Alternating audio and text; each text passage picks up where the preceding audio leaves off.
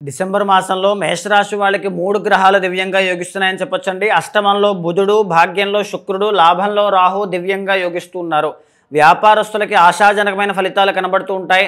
సినీ, నాటక, కళారంగాలు, నృత్య, గీత, వాద్యాది రంగాలు, ఏఐ, వర్చువల్ రియాలిటీ ఫీల్డ్స్లో వర్క్ చేసేటువంటి వాళ్ళకి, కళాకారులకి, ఆర్టిస్టిక్ టాలెంట్స్ ఉండేటువంటి వాళ్ళందరికీ కూడా మంచి ఆదరణ చాలా బాగుంటుంది. ఆర్థిక వృద్ధి అనేటువంటిది కనబడుతోంది. వ్యాపారంలో లాభాలు కనబడుతూ ఉన్నాయి. 3వ స్థానంలో గురుగ్రహ సంచారం కనబడడం వల్ల ఏంటి అంటే చిన్న చిన్న అవమానాలు, మనోవిచారములు అనేటువంటివి కనబడుతూ ఉన్నాయి. ప్రేమ వ్యవహారాల్లో కాస్త జాగ్రత్త పాటించాలి.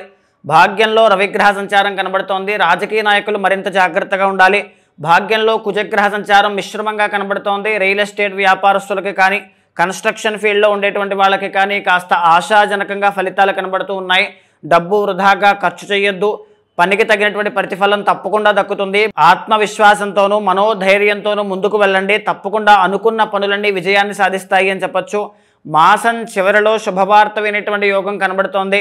భాగ్యంలో శుక్రుడి వల్ల ఆర్థిక అభివృద్ధి, నూతన వస్త్ర లాభాలు, నూతన వాహన లాభాలు తప్పకుండా కనబడతాయి.